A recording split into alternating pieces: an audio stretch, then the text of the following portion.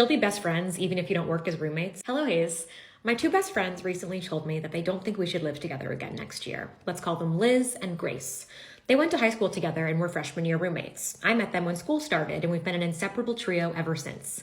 It was amazing when we first moved in together as sophomores, but things got worse when Liz and I started fighting frequently.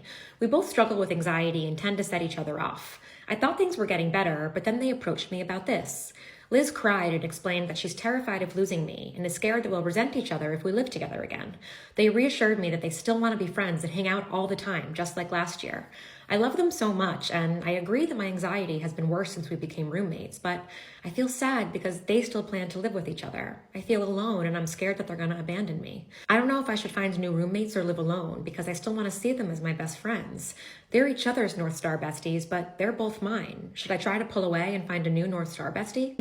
I got it. First of all, I am so impressed with the way you are sitting in discomfort right now, with how honest and articulate you are about how you feel and what you're scared of. This situation would feel uncomfortable for most people, and your fears about abandonment and loneliness, those are some of the biggest fears we have as humans. I have them too. These uncomfortable moments are the ones that change us though. It's how we sit in our discomfort that determines how we grow and get to the other side. And the way that you're being so real and reflective right now is one of the reasons that I'm so confident you're going to get through this with your friends intact, I think. One important thing I noticed in your letter is how you call out how your anxiety is worse when you're living with them. That is so useful. What you did here, and I'm going to lay it out for you so you can do it next time something like this happens. You zoomed out, you put your emotions aside, which is really hard to do when we're in the heat of them, and then you objectively assessed the situation. In doing that, I think you saw that the living situation has not been good for your friendship or for your mental health. You're actually on the same page as Liz and Grace. I think focusing on how this is actually a solution, that's going to help you restore your confidence in yourself and in your friendship. And I don't think this has to happen tomorrow or even the next day. Once the dust settles, I would spend some time thinking and talking about what your anxiety has looked like this year. Can you notice what triggers it, how it's made you behave? If you have a therapist, this is a great thing to discuss with them, and if not, somebody else that you trust, like a family member or another close friend. But let's go back to the feelings in your letter. I wonder if part of what might feel hard here is that you think you're the problem. They were the ones who said something to you, and you didn't say this, but sometimes when two people approach one person, it can feel like being ganged up on. Or even if it doesn't feel that way, it creates this illusion or this imbalance where one person, you, are in the back seat and they're in the driver's seat calling the shots. If it felt that way at all, I just want you to know that you are not a problem. Even if you've got some work to do on yourself, we all do. You are not a problem. Neither is Liz. People are not problems. Our behavior can sometimes be problematic. You as a human are always a solution. The problem here is roommate compatibility. Not all best friends are compatible roommates, and I don't think that inherently makes you less good friend. And living together, even though it hasn't been working, just because you're scared of what it'll mean if you leave,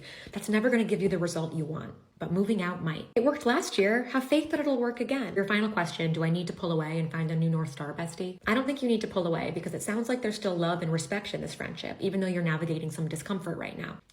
Since Liz expressed feeling sad and having some similar feelings to you, what would it be like for you to bring this up again from a place of vulnerability and confidence? You could say, I thought about this more and I think you're right. We really aren't compatible roommates. Even though I know it's right, this makes me sad though, and I'm really scared of losing you guys. Saying something like that could be the cathartic moment that you both need to comfort and understand each other and get through this together. As for making other friends, even when our relationships are most secure, I always think it's a good idea to invest in other relationships, to be open to connection. You don't need to replace these friends, definitely not, but challenge yourself to remember that you can have many people in your life who you love and feel close to. It's not a competition. Not every friend is going to check all the same boxes. They're definitely not going to all check the roommate box. I bet someone else could though.